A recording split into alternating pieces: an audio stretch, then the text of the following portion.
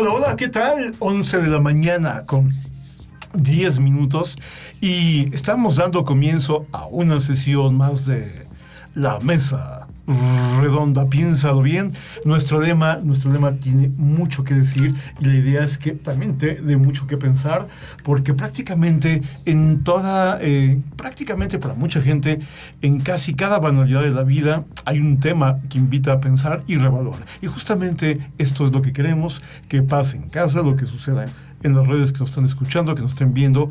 Vamos a dar una pensada a lo que hacemos, a lo que vemos, incluso a lo que no hacemos y lo que no vemos. Esto es La Mesa Redonda, se está integrando José el Diablo González. Y bueno, pues empecemos entonces con empecemos con modo de saludos, ilustrísimo maestre. Bienvenidos, buenos días. Vamos a estar una emisión más de La Mesa Redonda. Omar. Muy buenos días, encantado de poder compartir una semana más con todos ustedes. Querido Diablito, ¿cómo estás? ¿Qué tal, Buenos Omar? días. ¿Qué tal? Muy buenos días a quienes nos escuchan vía SEC Radio, vía Facebook y vía YouTube. Aquí en una sesión más de La Mesa Redonda, donde nuevamente vamos a sumergirnos al mundo de los cuentos, ¿no es así? Así es. Bueno, la vida es un cuento, ¿no? Finalmente. Así es que, Master, pues si nos das la introducción, por favor. Antes de empezar de lleno con el libro que traigo preparado, me gustaría comentarles la siguiente noticia, que obviamente tiene que ver con literatura. Hace unos días salió esta noticia. El Premio Nuevo León de Literatura ha sido declarado desierto por segundo año consecutivo. No se ha dado a conocer bien los motivos, pero esto me parece muy grave, porque habla de muchas cosas. ¿Cómo es posible que un premio de literatura estatal por segundo año consecutivo se dé desierto? ¿Qué implicaciones tiene esto? Pues es que al parecer cada vez menos gente escribe. Ya sabemos, cada día menos gente lee. Sí, ya era grave. Es posible que se haya dado por desierto este concurso porque el nivel de...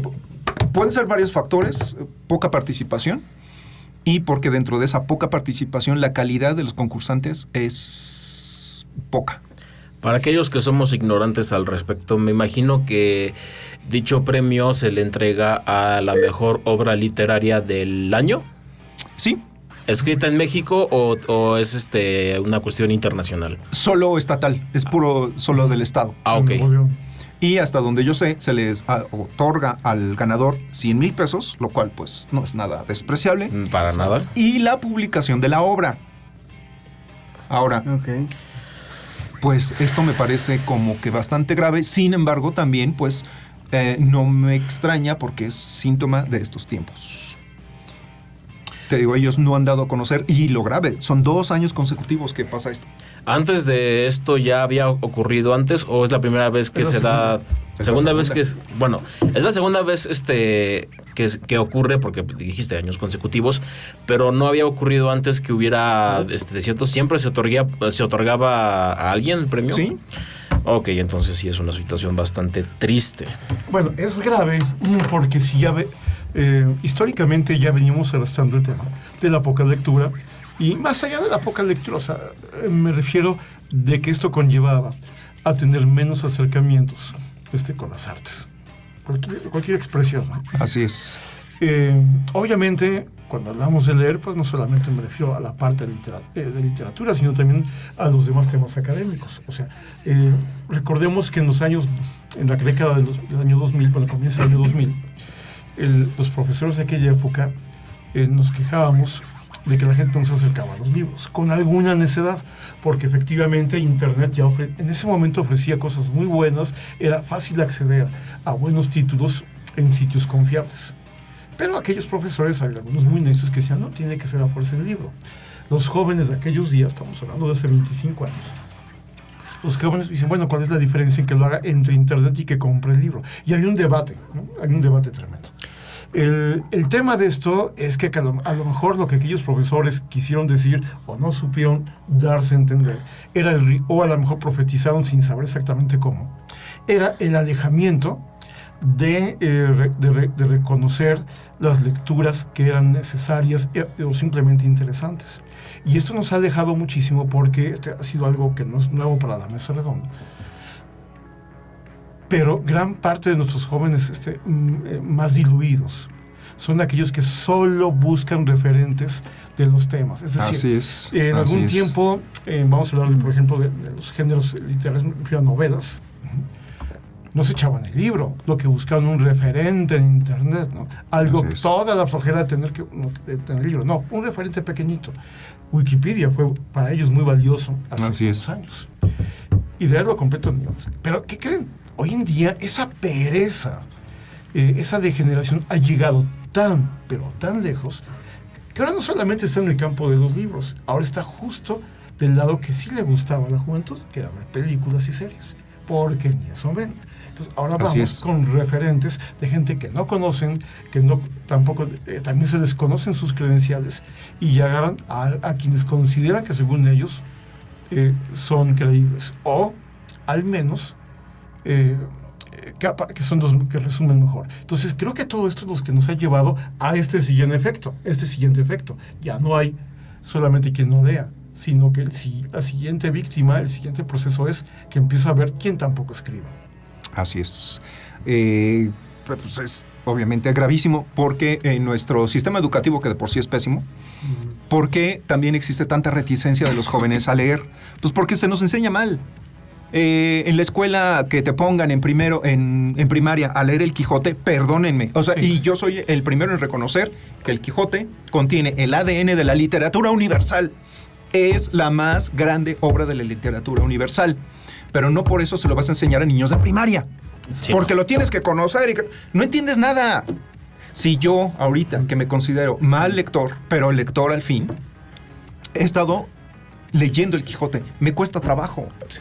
Aún a un buen lector le cuesta trabajo. Lo ideal es que existiera un sistema que supiera reconocer qué tan asimilable es para ciertas edades ciertas obras literarias, pero evidentemente eso no existe en este sistema educativo. Es más, vaya, me gustaría averiguar, por ejemplo, cómo le hacen las naciones que tienen un mejor sistema educativo y que toman más en serio la literatura, cómo le hacen para que su gente siga apreciando la literatura, porque, o sea, bien, ahora sí que ahorita mencionabas, César, que también ya estamos viendo gente que ya ni siquiera quiere ver películas y demás, pues parte del sistema televisivo mexicano, que es especialista en copiar obras ajenas, pues así que bien podríamos copiar el esquema educativo de otras naciones, pero pues es que todo inicia desde la raíz. ¿Cómo hacer que los niños lean? De entrada, pues que con maestros lectores. Pero es que vas desde ahí. Los maestros con padres ya lectores. No leen. También, porque eso es lo que acabas de decir justamente. Es todo un ecosistema. No es solo una persona, no es solo un pilar. La escuela es una parte, los padres son otras. Pero el sistema está diseñado. Aquí no voy a justificar a muchos padres, pero también hay que entender, el sistema está diseñado, lo hemos dicho varias veces, para que los padres estén todo el día trabajando, los dos, hombre y mujer, para que apenas si les alcance. ¿Y quién educa a los niños en los 80s, 90s? La televisión. Hoy, el internet, TikTok. Entonces, pues claro que... Y con maestros que tienen una carga administrativa, burocracia tremenda, no leen tampoco. Entonces, esto son las consecuencias. Y lo peor de todo, es que es la punta del iceberg. Exacto. La inteligencia artificial crece y la inteligencia humana va en declive. Justamente eso es lo que quería comentarles, porque finalmente la intención no es que nadie lea, ¿no? Jamás, bueno, no sé si jamás, pero al menos, yo creo que 50 años en el pasado, al menos, y tal vez me esté quedando corto, la idea es obviamente limitar el material, ¿no? Y la forma de la búsqueda y la metodología a las nuevas generaciones para la adquisición de conocimiento. Porque pues la idea es mantener burros toda la vida, ¿no? Así es. O sea, aparte de que la gente viva para sobrevivir, bueno, sí, pues viva para sobrevivir, para trabajar, para sobrevivir, para irla llevando y demás, y que no ocupen su tiempo, que no distraigan su tiempo ni su vida en otra cosa que no sea mantener el sistema y todos los sistemas del mundo, porque no voy a hablar estrictamente de nuestro sistema. Así es, sí. Todos los sistemas del mundo. Sin embargo, decía el diablo, es que copiar el sistema de otras naciones. Bueno, ahí puedo estar algo de acuerdo con el diablo, porque finalmente sabemos que en los Países Bajos, ¿no?, y sus vecinos, el nivel de lectura que tiene es bastante alto, ¿no? Sin embargo, no sé si es el caso exactamente de estos lugares, estos países, pero también se ve que, por ejemplo, alguien se quejaba que incluso en París y en Francia, y no me acuerdo que en otro país, ya se notaba un descenso por la lectura, ¿no? Así es. Y por una degradación por la calidad de educación fuera de las escuelas. Entonces, este efecto de Latinoamérica bien podría proyectarse al resto del mundo. Así es. Omar, ibas a... Pues yo recuerdo mucho una frase, a mí pocas veces, la verdad es que en esas épocas pocas veces me interesaba por ir al cine, porque pasaban cosas en mi cabeza que pues me quedaba dormido, o pasaban cosas ahí que, ¿no? Quizá también por el tema motriz y esas cosas. Pero me acuerdo que por ahí en el 2012, una de los documentales que más me llamó la atención fue De Panzazo, el que dirigió Carlos López de Mola. Y me acuerdo mucho me acuerdo de varios fragmentos de ese documental, pero uno de ellos, una profesora le pregunta alguna multiplicación a un alumno y el alumno lo que contesta es: no me pongas a pensar en este momento, ¿no? Entonces, yo me acuerdo que lo que pensé fue, híjole, pues es que si no estamos dispuestos a ni siquiera pensar y analizar las cosas, estamos, perdón la palabra, pero estamos jodidos como sociedad, ¿no? Que lo estamos, por eso explica la situación en la que estamos. El sistema, que no se nos olvide, el sistema no te va a dar la educación que necesitas para derrocar al sistema. Por eso nos enseñan mal matemáticas, para que no sepas cómo se maneja el sistema económico, cómo funcionan los impuestos, porque en el momento en que la gente se dé cuenta, mañana inicia una revolución. Por eso no se te enseña arte, por eso no se te enseña literatura, por eso no se te enseña, ni siquiera deporte, porque uno podría pensar, no nos enseñan bien deporte. Nuestras clases de deportes es, sálganse ahí vayan a jugar fútbol. Vayan a jugar fútbol. Sí. Y hablé. Es más, una simple lección gratuita de lo injusto que es el sistema económico o de impuestos. Normalmente, o si no me equivoco, el porcentaje de impuestos que paga la gente que es millonaria es menor al porcentaje que paga la clase media o incluso la clase baja. La clase baja, así es. Cuando tendría que ser al revés y por mucho. O sea, porque finalmente, ¿a quién le sobra dinero? Por proporción. No, o sea, porque finalmente, ¿a quién le sobra dinero? A las clases altas. Es más, hay veces que tienen tanto dinero que ni siquiera saben qué hacer con él. O tienen suficiente dinero como para que le dure 10 vidas. Pero ahora sí que también, parte del sistema es que también ellos están educados a cuidar con tanto recelo su riqueza, que no están dispuestos a, ahora sí que soltar $1 si no hay una cierta ganancia para ellos. Bueno, ten en cuenta, esa es la base de los negocios. Mira, voy a citar a algún tío abuelo que no conocí, que tenía muchísimo dinero. Y dice mi abuela que lo que decía, ¿no? Porque era muy agarrado. Aparentemente era agarrado. Más bien creo que gastaba donde tenía que gastar. Exactamente, exacto. Y él decía, su consejo para todos era: tú cuida los centavos, que los pesos se cuidan solos. Exacto. Esto es algo, mira, a los mexicanos nos queda mucho hablar de dinero porque somos terribles con el dinero. El dinero a la mayoría de los mexicanos nos quema las manos. El momento que tienes mucho dinero, en ese momento no sabes qué hacer con él. Si quieres gastar, quiero pagar un martes, mira, quiero una nueva cámara, quiero un nuevo equipo de sonido, el nuevo iPhone y demás cosas, ¿no? En el caso, por ejemplo, de los estadounidenses, y pongo porque es el país en este momento todavía más exitoso en cuestión de negocios, es como viste justamente. Desde el niño les enseña. Así es. Este lo te tiene que dar dos. Así es. Entonces, ¿qué pasa? Que aunque sea un país que tiene aparentemente, problemas económicos, pero de hambre no se mueren. Así es. Ese es el tema, ¿no? Y yo quiero ver la comparación con las situaciones que vivimos, por ejemplo, en México y en otros países del tercer mundo, ¿no? Así es. Donde las cuestiones más básicas no los podemos atender. Y voy a poner un ejemplo, porque seguramente alguien me va a decir, oye, pues yo no he visto un cuate aquí en México que no coma. Bueno, no es la calidad de la alimentación, pero te las pongo muy sencillas.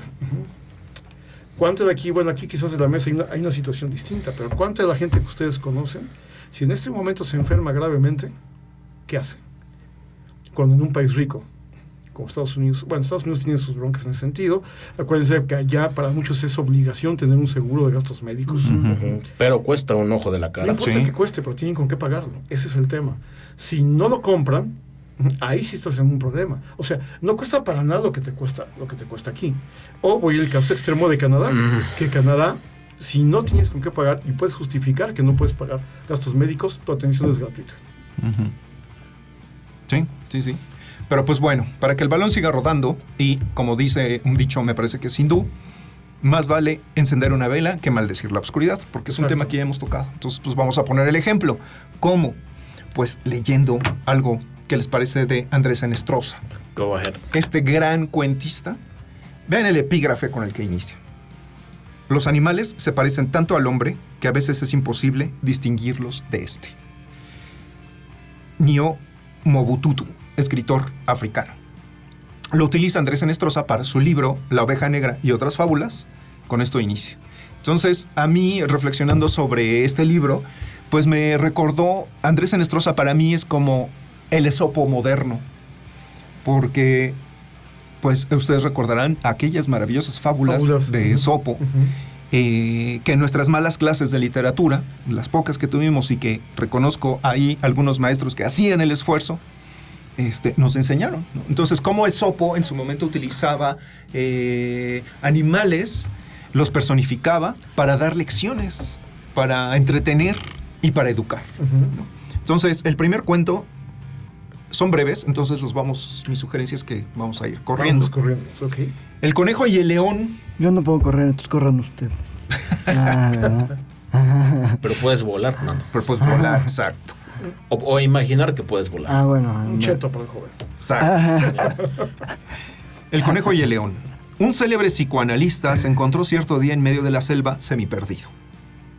Con la fuerza que dan el instinto y el afán de investigación, logró fácilmente subirse a un altísimo árbol, donde el cual pudo observar a su antojo no solo la lenta puesta del sol, sino además la vida y costumbre de algunos animales, que comparó una y otra vez con la de los humanos. Al caer la tarde, vio aparecer por un lado al conejo, por otro al león. En un periodo no sucedió nada digno de mencionarse, pero poco después ambos animales sintieron sus respectivas presencias y cuando toparon el uno con el otro, cada cual reaccionó como lo había venido haciendo desde que el hombre era hombre. El león estremeció la selva con sus rugidos, sacudió la melena majestuosamente como era su costumbre y hendió al aire con sus garras enormes. Por su parte, el conejo respiró con mayor celeridad, vio un instante los ojos del león, dio media vuelta y se alejó corriendo. De regreso a la ciudad, el célebre psicoanalista publicó cum laude su famoso tratado que demuestra que el león es el animal más infantil y cobarde de la selva y el conejo el más valiente y maduro. El león ruge y hace gestos y amenaza al universo movido por el miedo. El conejo advierte esto, conoce su propia fuerza y se retira antes de perder la paciencia y acabar con aquel ser extravagante fuera de sí, al que comprende y después de todo no le ha hecho nada.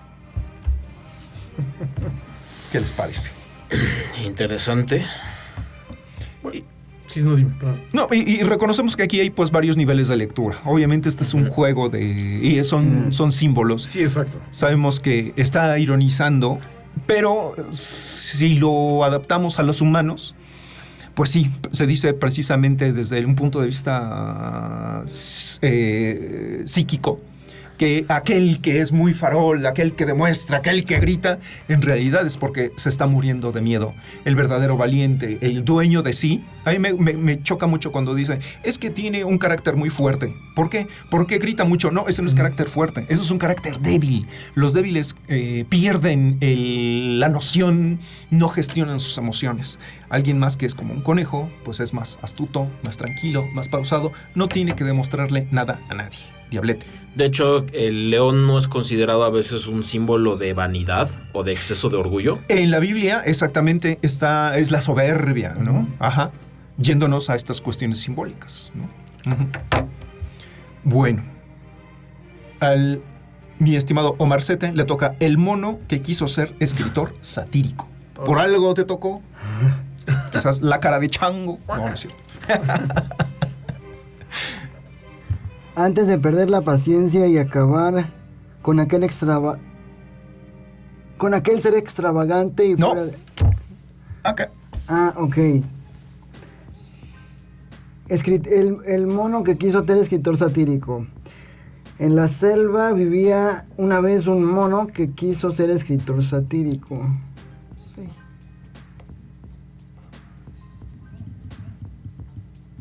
Monas y por los demás habitantes de la selva, ante los cuales, por contrarios que fueran a él en política internacional, nacional o doméstica, se mostraba invariablemente comprensivo, siempre claro. A ver, creo que ya te equivocaste. Sí. A ver, préstamelo. Gracias, cabrón. No sé. Sí. En la selva vivía una vez un mono que quiso ser escritor satírico. Ok. Estudió mucho, pero pronto se dio cuenta de que para ser escritor satírico le faltaba conocer a la gente y se aplicó a visitar a todos y a ir a los cócteles y a observarlos por el rabo del ojo, mientras estaban distraídos con la copa en la mano. Cuando era de veras gracioso y sus ágiles piruetas entretenían a los otros animales, en cualquier parte era bien recibido y él perfeccionó el arte de ser mejor recibido aún. No había quien no se encantara con su conversación y cuando llegaba era agasajado con júbilo, tanto por las monas como por los esposos de las monas. Y por los demás habitantes de la selva, ante los cuales los contrarios que fueran a él en política internacional, nacional o doméstica, se mostraban invariablemente comprensivos, siempre. Claro, con el ánimo de investigar a fondo la naturaleza humana y poder retratarla en sus sátiras. Así llegó el momento en que entre los animales era el más experto y conocedor de la naturaleza humana, sin que le espantara nada. Entonces, un día voy a escribir en contra de los ladrones y se fijó en la urraca y principió a hacer con entusiasmo y gozaba y se reía y encarraba de placer de los árboles por cosas que le ocurrían acerca de la urraca, pero de repente reflexionó entre los animales de sociedad que los agasajaban.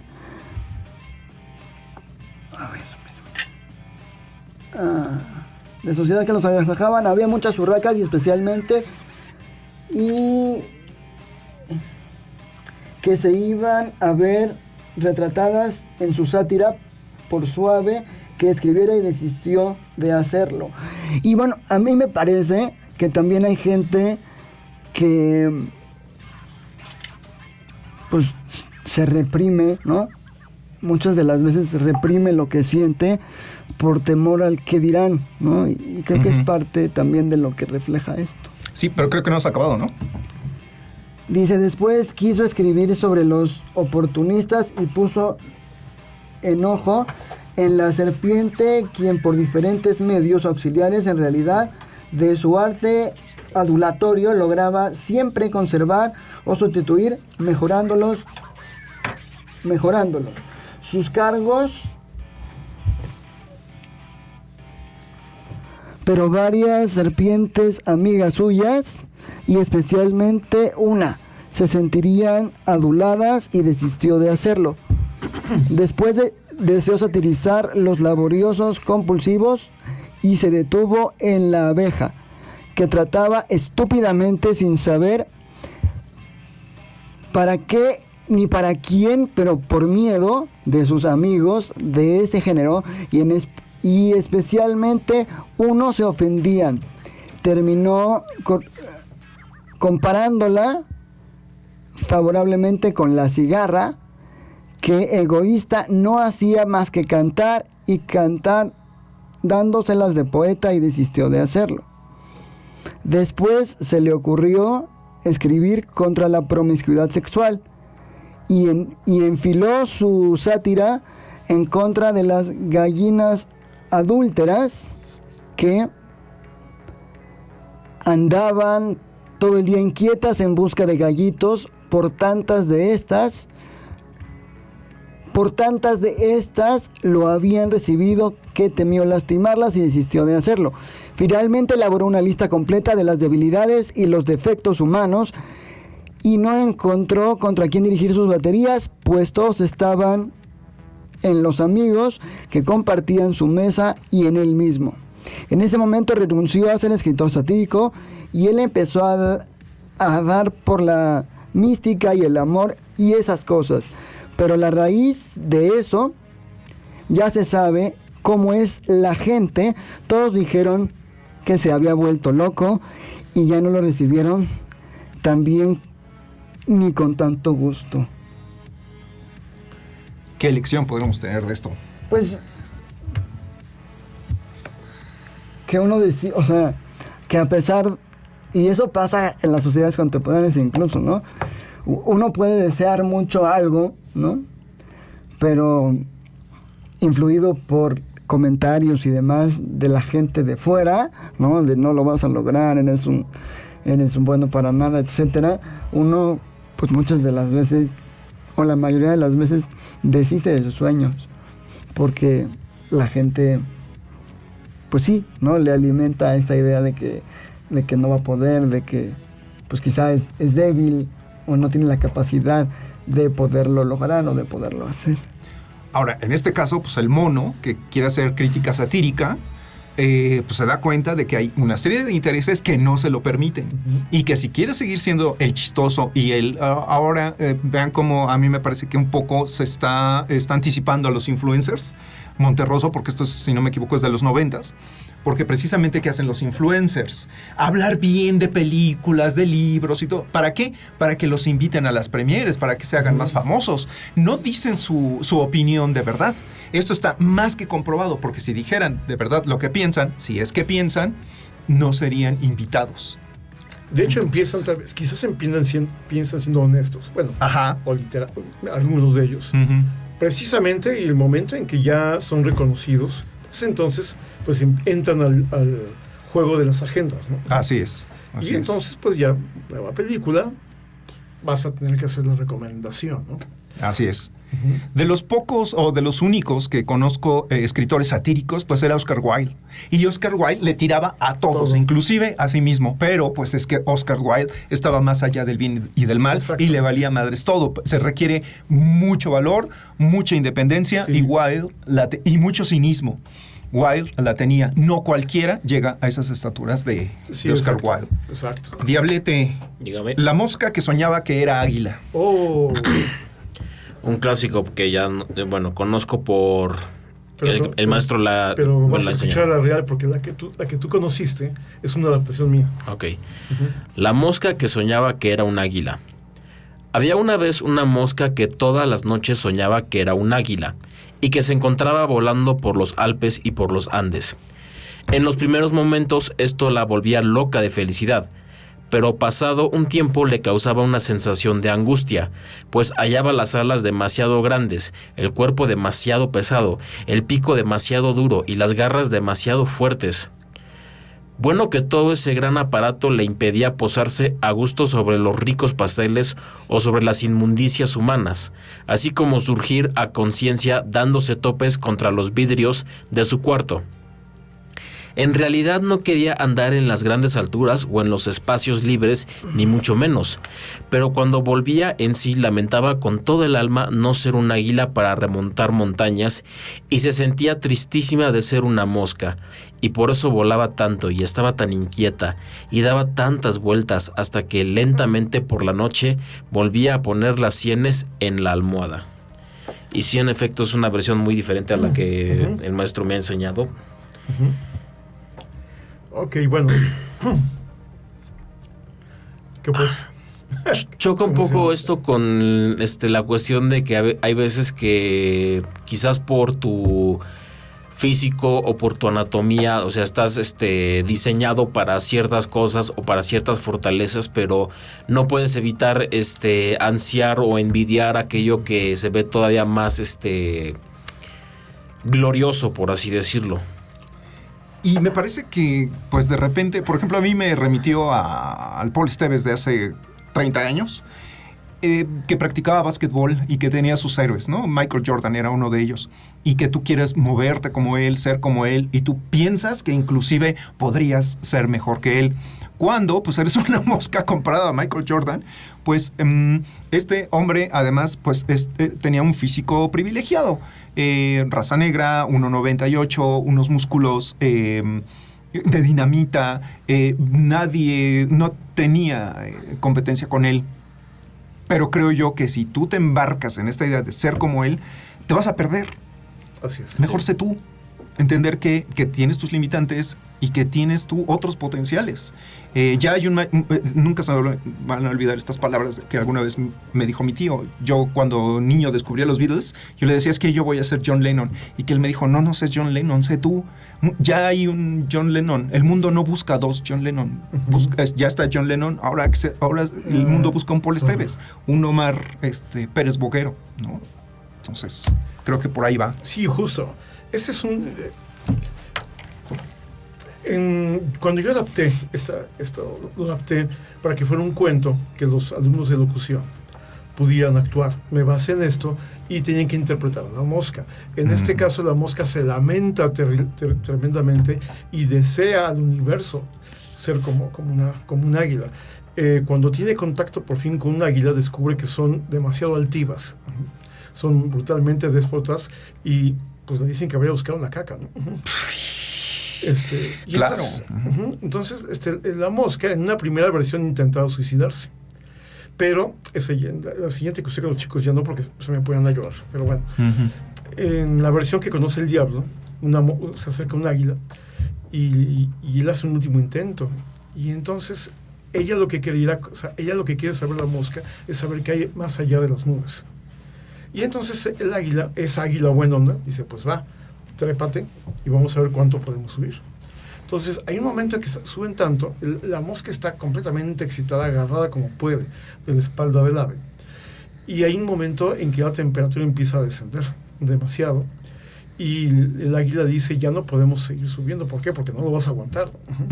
Dice, no, sí lo aguanto, tú sigues subiendo, ¿no? Y siguen subiendo. Y entonces el águila, que ya no lo va a aguantar soy yo. Entonces, si se me congelan las alas, no. Dice, no, un poco más, por favor. Entonces llega un momento en que prácticamente ya están casi arriba de una nube, ¿no? Y en ese momento el águila le dice a la mosca, sabes que ya no podemos subir pero 1 milímetro más, así que vamos para bajar. Voltea y ya no está la mosca, ¿no? Ahí es donde termina nuestra historia. Obviamente queda entendido que la mosca se congeló y pues, sin embargo, pues el cuento termina diciendo que por fin la mosca pudo saber que había más allá de las nubes, ¿no? Y sí, justamente Buena este es el adaptación. caso a ese complejo tan grande que normalmente lo usamos para cosas físicas o limitaciones físicas, como bien lo marcabas, ¿no? De que algún chico, basquetbolista, que de entrada pues no tiene dos cosas. Por una parte la estatura, pero por otra parte quizás más importante, que ni siquiera tiene la formación para ser un gran atleta, porque no es lo mismo que lo quiera hacer en México que lo quiera hacer en Estados Unidos. Así es. A lo mejor allá, por ejemplo, es una persona, por ejemplo, como ustedes, unos 75, probablemente tengan una oportunidad, porque pues, también por otro lado está el talento, ¿no? Y a lo mejor dices, pues te la avientas, pero pues sabes que llevas las de perder en estatura. Pues sí, pero tengo otras virtudes. Exactamente. Y hay gente que a pesar de ello se sigue lamentando, ¿no? Así es. Y se sigue lamentando. Y además viene la contraparte, ¿no? En mi caso, yo le platicaba al diablo cuando yo estaba en la secundaria, yo quería ser parte del equipo de americano. Y bueno, digamos que, o sea, sí, pues estaba en el equipo, pero en un momento que el entrenador me dijo, oye, están creciendo demasiado tus compañeros y pues tú sigues chaparro, ¿no? Entonces, o sea, unos 68 de aquellos días. Bueno, a lo mejor menos. Dice, pero vea fulano, ya está un 80, un 85, ¿cuánto pesas? Yo en esos días pesaba 65 kilos. Pues fulano ya pesa 90, ¿no? Este cuate pesa 100. Te van a lastimar. También teníamos un pseudo equipo de rugby. Y yo dije, no, yo sí me la aviento porque sí puedo, porque sí los traqueo, porque no me alcanzan, corría como el demonio. Dije, yo sigo. Hasta que un día efectivamente me quedaron encima, me estaba asfixiando y me di cuenta de que no debía. Hasta años después me di cuenta que eso es lo mismo que le hubiera pasado a cualquier otro, sin importar su peso o sin importar su talla, ¿no? Dije, a todo el mundo le pudo haber caído encima y pudo haber ocurrido un accidente. O sea, ¿cuánta gente se queda parapléjico de más jugadores profesionales que tienen todas las características para un jugador de fútbol americano? Pero hay algo que te detiene, ¿no? Entonces aquí hay dos aspectos. El más peligroso es tu autolimitación, ¿no? Esta mosca, por ejemplo, del cuento, tuvo el valor de volar, ¿no? Si no podía por sus alas, podía con las alas de otros, ¿no? Entonces creo que es un cuento que da para mucho pensar y por eso hay una versión extra, ¿no? Bueno, la que sigue. La oveja negra, con Pedro Infante. Ok. La oveja negra, en un lejano país. Uy, me cambié de cuento. ¿No? ¿Qué hice? Diablos. No era cuando os toque saber. Lo hice mal. ¿Cómo que no? Nada más es uno, ¿no? En la Sí, pantalla. aquí, cuando vas a cambiar, nada más es uno. Ok, lado derecho o izquierdo. Para regresar es este lado. Ok. Y para avanzar es este. Ok. Entonces vamos a ver. Perdón. La oveja negra. En un lejano país existió, hace muchos años, una oveja negra. Fue fusilada. Un siglo después, el rebaño arrepentido le levantó una estatua ecuestre que quedó muy bien en el parque. Así, en lo sucesivo, cada vez que aparecían ovejas negras, eran rápidamente pasadas por las armas, para que las futuras generaciones de ovejas comunes y corrientes pudieran ejercitarse también en la escultura. Bueno, creo que estamos en el mejor lugar. Así donde es. se dan ovejas negras, donde sacrificamos a lo que de algún modo es distinto y peligroso, y luego los convertimos en emblemas, ¿no? Así es. Para que la gente se dé cuenta por qué camino pueden andar. Así es. No para que se les admire, no para que los imiten, sino como una advertencia. Mira, si sigues sus pasos, y a lo mejor puedo estar confundiendo, pero, y esto lo digo con mucho cariño y con mucho respeto, a las madres buscadoras, que el Estado les desaparece a sus hijos, ellas hacen el trabajo, y de repente a las madres también las desaparecen. Y luego algunos grupos, obviamente aquí, insisto, con mucho cuidado, seguramente con muy buena intención, les hacen homenajes porque hay que recordarlos, pero es que ahí se queda. Y los dejamos solos. Y no, sí, y el gran ejemplo. Ajá, ¿y luego qué? No nada más es ponerle una estatua y llevarle flores y veladoras el día de su fúnebre fecha. Exacto. No. Bueno, ahí tenemos el mejor ejemplo. México 68, ¿no? Ok, de acuerdo.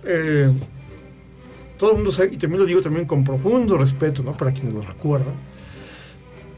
Sin embargo, esto funciona tan bien que hoy, a cerca de 60 años, no hemos vuelto a tener un movimiento valiente, ¿no? Pudo haber estado equivocado, fueron victimizados, de acuerdo, pero para muchos de esos chicos que tenían convicciones honestas, por inocentes, por lo que ustedes gusten y manden, pero fueron valientes inocentes, pero valientes. Y hoy en día, dime dónde están esos valientes, ¿no? Así es. Nadie pasa la raya, podrán pasarse de listos, podremos ver acá a los vecinos, ¿no? Que de pronto hacen protestas violentas, que creen que con cerrar la institución, creen que eso es un movimiento social auténtico, pero no se arriesgan jamás a lo que pasó hace 60 años, casi 60 años.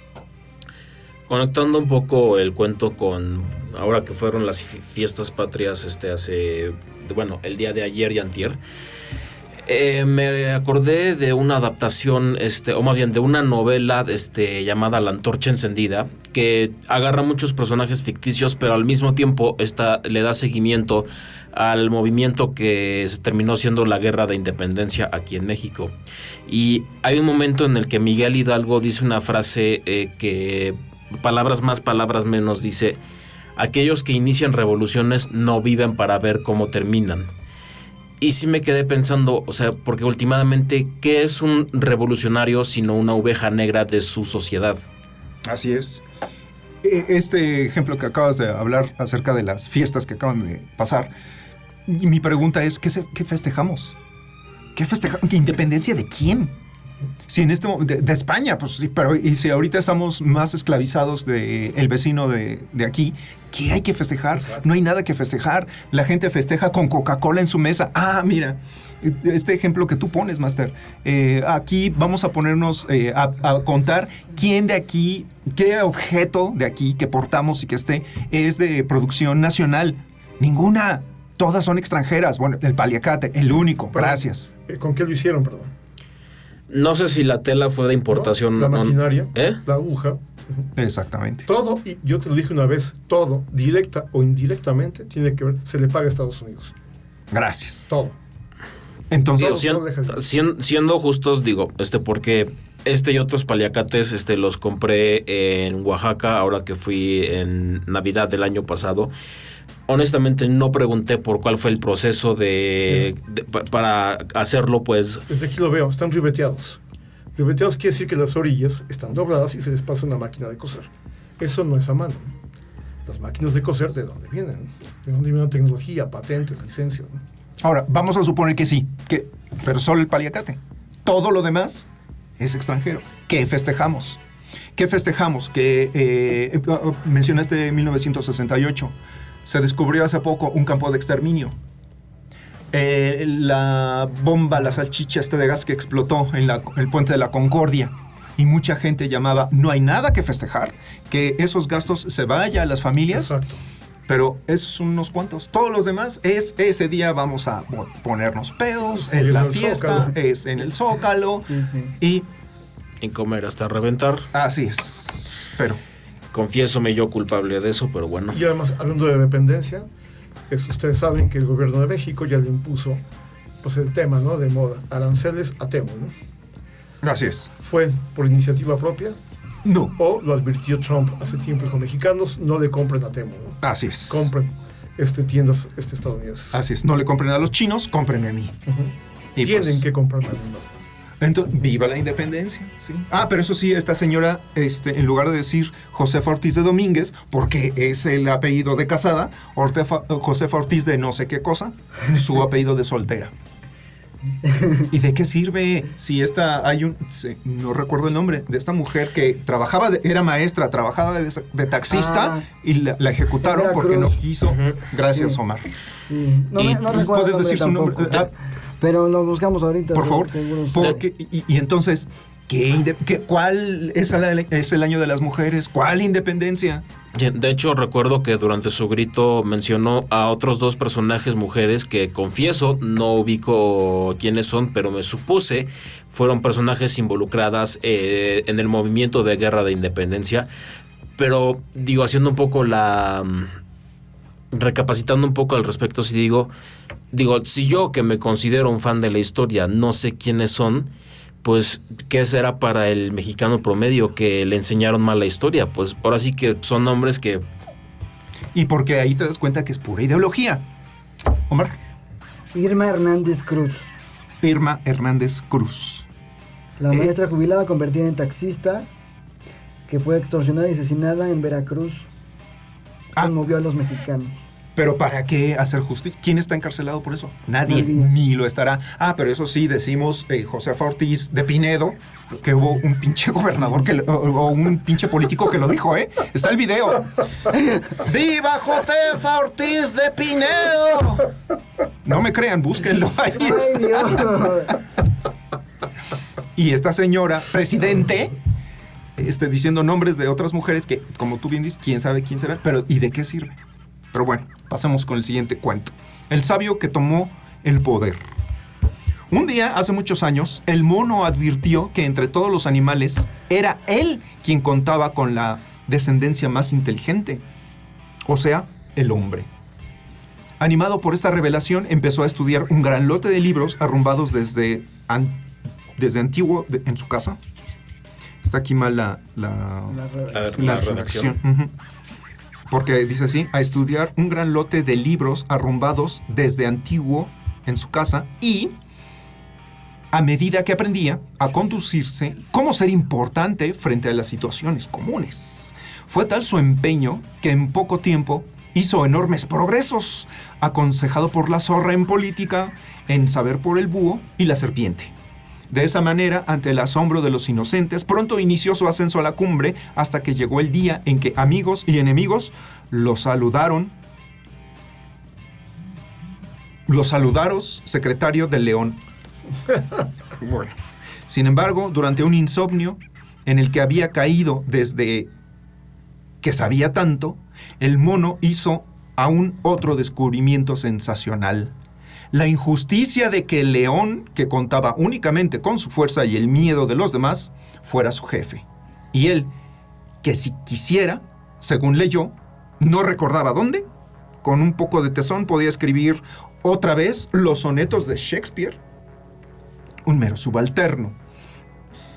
A la mañana siguiente, armado de valor y aclarando una y otra vez la garganta, después, durante más de hora y media, expuso al león con largas y elaboradas razones la teoría de que, de acuerdo con la lógica más elemental, los papeles debían cambiarse. Pues para cualquiera con 2 dedos de frente era fácil ver que como lo aventajaba en descendencia y, por supuesto, en sabiduría. O sea, el mono quería ser ahora el jefe y el león tenía que ser el secretario. El león, que intrigado por el vuelo de una mosca, en ningún momento había bajado la vista del techo, imagínense eso, estuvo conforme con todo. En ese mismo instante le cambió la corona por la pluma y, asomándose al balcón, anunció el cambio a la ciudad y al mundo. De ahí en adelante, cuando el mono le ordenaba algo, el león, siempre de acuerdo, asentía invariablemente con un zarpazo. Y cuando el mono lo regañaba por alguna orden mal entendida o por un discurso mal redactado, con 2 o 3, hasta que, pasado poco tiempo, el cuerpo del nuevo rey, o sea, el mono sabio, no iba quedando sitio del que no manara sangre o cosas peores. Por último, el mono, casi de rodillas, rogó al león volver al anterior estado de cosas, a lo que el león, aburrido, como desde hace 1000 años, le respondió con un bostezo que sí. Y con otro que estaba bien, que volvieran al anterior estado de cosas. Y le recibió la corona y le devolvió la pluma, y desde entonces el mono conserva la pluma y el león la corona. López Obrador y Trump. Ellos saben perfectamente su papel, pero López Obrador le encantaba decir, y esta señora también, y a todos los presidentes, porque esto no es nada más de estos partidos, les encanta decir, México es soberano, México no se hinca ante nadie. Ajá, nada más es cuestión de que Trump o cualquier presidente gringo haga, órale mijo, haga lo que yo le digo, y si yo le digo que se hinque, se hinca. Y lo hace. Exacto, y fíjate que esta es una realidad tan cruel. Se aplica doble para México por la frontera, ¿no? Aquí es donde yo sé que para los políticos mexicanos, no de hoy, sino de toda la vida, ha sido una cápsula, una pastilla difícil de tragar. O sea, un momento incómodo, ¿por qué no deja de ser incómodo? Pero ¿qué les importa, no? Finalmente, todo es retribuible, ¿no? Y pues el discurso, como bien lo mencionas, para el país es, México no cederá, ¿no?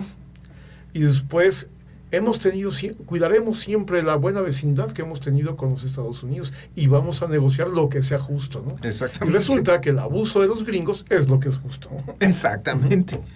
Exactamente, ese es el zarpazo del mono. Y pues el mono dice, bueno, es que yo al final de cuentas, yo se lo ordené. Es porque... Pues si quieren, finalizamos con este cuento. De ahí pasamos a las conclusiones. El espejo que no podía dormir. Había una vez un espejo de mano que cuando se quedaba solo y nadie se veía en él, se sentía de lo peor. Como que no existía y quizá tenía razón, pero los otros espejos se burlaban de él y cuando por las noches los guardaban en el mismo cajón del tocador, dormían a pierna suelta, satisfechos, ajenos a la preocupación del neurótico. Y ahí acaba. Del neurótico. Sí, me perdí. Yo también. Sí. O sea, es un espejo que no podía dormir. Ajá. Y que los demás sí, y se burlan de él. Se burlan de él porque nadie lo usa. O sea, en el momento de que no se siente útil, Exacto. Ajá, porque nadie lo usa. él se deprime, ¿no? Ajá. Ajá. Mientras que a los espejos les da igual, ¿no? O sea, su existencia está basada en la utilidad. Exacto. Sí. Lo que ya no entendí fue la metáfora del neurótico, ¿no? Ajá, exacto. Que se siente inútil y se deprime. Si nos vamos a una cuestión más metafísica, pues el budismo zen incluso te dice, deja de actuar, no hagas nada. Hay una escena muy padre en Karate Kid donde sale Jackie Chan y el hijo de Will Smith, donde Jaden le dice a Jackie Chan, su maestro, le dice, entonces el chiste es no hacer nada. Y le dice Jackie Chan, no, estar en paz y no hacer nada son dos cosas bien diferentes. La verdad es que nosotros nunca estamos en paz. Todo el tiempo, aunque estés viendo la tele y dices, no estás haciendo nada, no, sí estás haciendo mucho. Estás entreponiendo atención, estás echando la hueva. O sea, no sabemos, estar sin hacer nada. Y hacer nada es estar, ya, tranquilo, deja tu mente por un momento. No sabemos estar. Y la contraparte, porque también el no hacer nada también implica para la gente que es destructiva, autodestruirse, ¿no? Exactamente. O sea, en ese momento parece que no estás haciendo nada, pero cuando estás viejo no vas a tener nada. O sea, deberías estar trabajando, estar haciendo algo por ti, ¿no? Pero si tu vida es que tu tiempo libre es no hacer nada, estás haciendo algo por ti negativo, ¿no? Exacto, exacto. Pues si quieren, vamos con las conclusiones. Diablete. Ahorita, bueno, comenzamos toda esta sesión de lectura de cuentos diciendo que, bueno, creo que la frase decía que los animales luego son tan parecidos a las personas que es muy difícil diferenciarlos. Ahorita me quedé pensando un poco, no sé si es un cuento o es una obra literaria más extensa que se llama La Granja de Orson Welles, si no me equivoco. De George Orwell. De George Orwell, perdón. Rebelión en la Granja. Sí. Que ha sido adaptada a versiones cinematográficas, principalmente animadas más de una vez.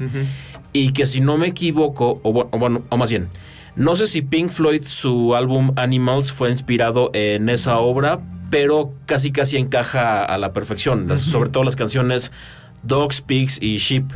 Sí. Entonces, con todo esto, a lo que voy con todo esto es que vean la importancia de los cuentos. Una simple obra, que no, me imagino que no es muy extensa, pero todo eso derivó en adaptaciones, en música. O sea, finalmente, la importancia de que sigan vivos cuentos como los que estamos leyendo es que nunca sabes cómo van a inspirar a otros artistas a crear algo. O a ti mismo. Ajá. Porque aquí voy con mi conclusión, porque inclusive, como les digo a los chicos de fotografía, no tomas nada más, agarras la cámara o tu celular y tomas fotos y encuadras. No, hay mucho detrás. Tienes que poner en una misma línea, ojo, mente y corazón. Y depende de lo que traes en la mente y depende de lo que traes en el corazón, porque eso es lo que ese es el encuadre, esa es la luz, eso es de lo que tú vas a hablar. Si no tienes nada, tu fotografía va a ser vacía, va a ser transparente, cualquiera le va a dar siguiente. En cambio, se nota cuando hay algo más, y son las películas, es la música, es el arte que escuchas. Yo finalizaría con eso. Bueno. Omar. Me quedé pensando. Yo, sobre todo, concluiría que, como lo hemos dicho en otras emisiones también, que pues cada uno es responsable de lo que consume y por qué lo consume, ¿no? Y pues sí, aunque el sistema te empuje a cierto patrón y a cierto esquema, pues uno tiene la posibilidad de, no de salirse de ahí, porque eso es imposible, pero sí quizá de actuar un poco distinto, ¿no? De consumir este tipo de programas, por ejemplo, ¿no? Exactamente. Que sí trata de salirse un poco de la caja, etcétera. Entonces, pues sí, yo creo que sobre todo es eso, ¿no? La acción y qué hacemos con esa acción que estamos realizando. Creo que esa sería mi conclusión. Muchas gracias. Bueno, a lo mejor yo le voy a dar vueltas al asunto, pero desde que el hombre es un niño, ama los cuentos, ¿no? Para dormir, para entretenerte, porque son inspiradores. O sea, para un niño que le cuentes un cuento puede ser incluso algo en lo cual quiere convertirse, ¿no? O simplemente se ríe y demás, y el hombre no cambia. Y por eso el hombre, el ser humano, adora las películas, ¿no? Adora las novelas, adora las series, ¿no? Y quizás nunca deja de hacerlo, ¿no? Entonces creo que este programa, lo enriquecedor de esto, es ver que aún el cuento común pues sigue siendo una invitación a pensar. Al principio del programa, ¿se acuerdan que mencionaba? Este es un programa dedicado a pensar, a la reflexión. Y si un cuento te lleva a pensar, creo que es un buen cuento, a veces por simple que sea. Yo creo que es un muy buen ejercicio que la gente escriba cuentos. Así es, exactamente. Escribir un cuento, yo creo que incluso hasta para un psicoanalista, no sé si es una técnica, a lo mejor lo es, y sí, no lo estoy inventando. Ajá. Pero puede ser que el hecho de que tú escribas un cuento va a decir mucho de tu personalidad, sí, o de tu conducta, o de tus cadencias, o de cualquier cosa, si te conozco bien, ¿no? Obviamente un extraño puede escribir un cuento y puedo equivocarme tremendamente con él. Pero creo que ese es el gran poder del cuento. Yo invito a nuestro público a que no es que exploten, no, pero sí que exploten, o sea, con una ganancia existencial, el escribir algo para los demás, ¿no? Así es. Es más, deberíamos escribir unos cuentecillos, ¿no? Hemos leído aquí algunos cuentos, pero ¿por qué no escribimos algo? ¿No? ¿Qué les parece? Sí. O las fábulas, o qué sé yo. Un reto interesante. Bueno, pues creo que ya pasamos todos. Bueno, señores, pues muchas gracias. 12 del día con 7 minutos, damos por cerrada una emisión más de La Mesa Redonda. La Mesa Redonda, piénsalo bien. Nos vemos próximo miércoles aquí en La Mesa Redonda. Nos pueden encontrar ya en muchas plataformas, en muchas redes sociales. Seguimos estando en Facebook. Vamos a cambiar, por cierto, la página de Facebook en breve, okay. Pero pues pueden vernos, pueden seguirnos en TikTok, pueden seguirnos en Instagram y en YouTube. Que estén muy bien, que tengan buena tarde y hasta el próximo miércoles a las 11 de la mañana. Y recordemos que aquí entre todos hacemos radio y no fregaderas. Hasta pronto. Y besitos a los perros. Y recuerden que si el emperador parece estar desnudo es porque está desnudo.